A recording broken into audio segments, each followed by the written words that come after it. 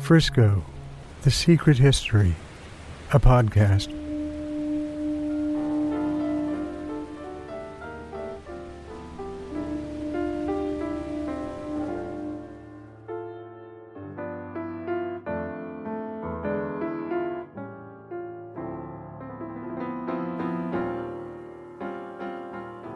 Welcome to the Frisco, The Secret History podcast.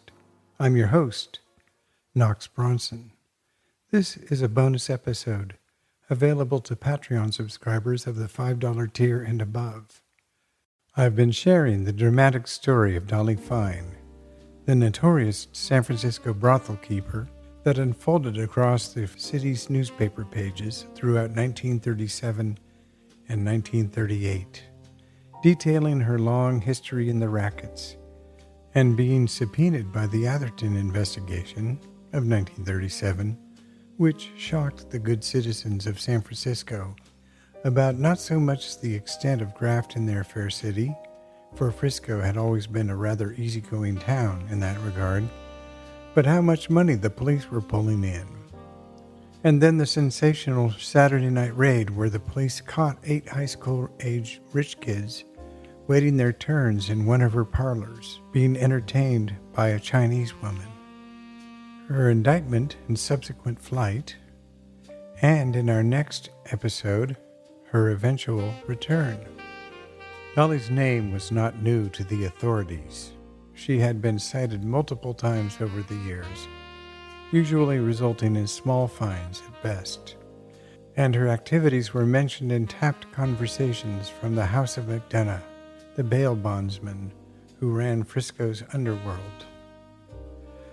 Dolly had never operated in a vacuum, of course. She was but one node, if a notoriously glamorous one, in a citywide web of corruption and payoffs, enabled by San Francisco's legendary tolerance for recreational crimes like prostitution, gambling, opium dens, and the like.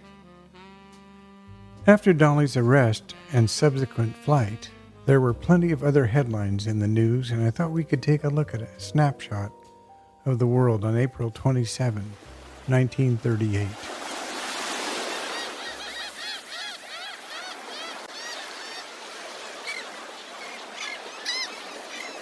We were 4 years out from the repeal of Prohibition in the city.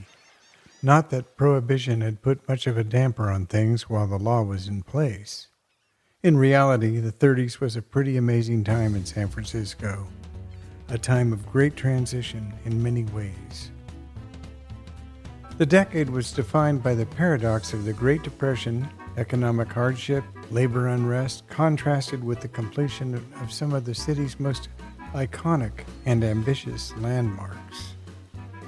Managing somehow to defy the nationwide impact of the Depression, the city built the San Francisco-Oakland Bay Bridge, opening in 1936, and the Golden Gate Bridge, opening in 1937. These projects provided thousands of jobs and ended the city's reliance on the ferry systems.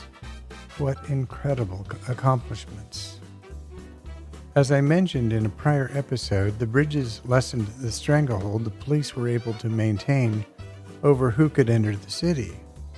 With police stationed at the ferry terminal up until that time, they were able to refuse entrance to the city by anybody who reeked even a little bit of being a wise guy from New York or Chicago. Al Capone had complained about this many times. While there was mob presence in North Beach, it was confined there, and the cops wanted to keep it that way. At the time, the waterfront was the city's economic heart.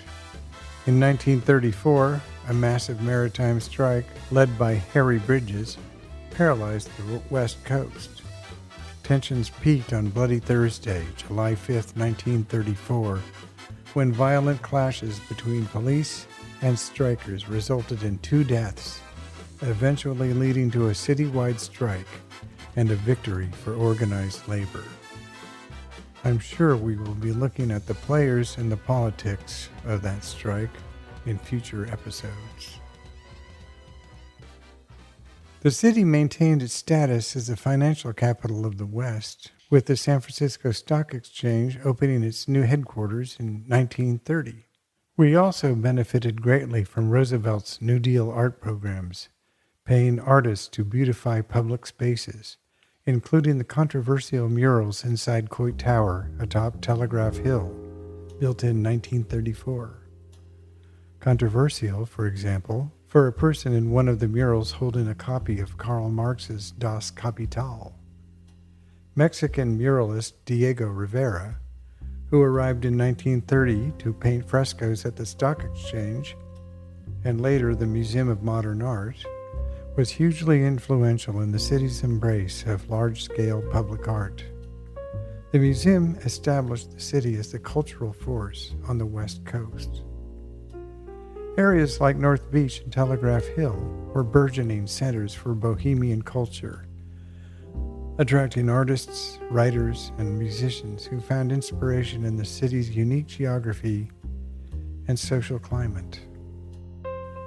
North Beach was controlled by Frank Lanza, who had been sent from back east at the end of World War I to look over the low-profile presence of La Cosa Nostra in Frisco. Frank, along with Sicilian immigrant fisherman Giuseppe Aliotto, whose son Joseph would later be elected mayor of San Francisco in 1967, held huge influence over Fisherman's Wharf as well. There had been a number of murders for control of the area beginning in 1928, ending in 1932. Some might call it a mob war, others do not. I covered this in greater detail in the Bones Remmer bonus episode.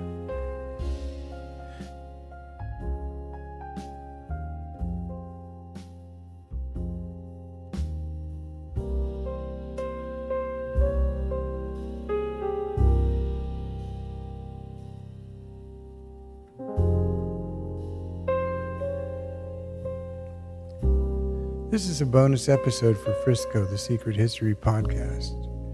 To hear the rest of it, please join me at www.patreon.com/Frisco. Bonus episodes are available to members at the $5 tier and above. There are other perks for each tier as well. Frisco, the Secret History is a listener-supported podcast. Main episodes will always be free.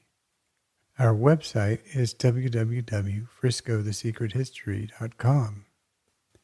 Visit the website for show notes.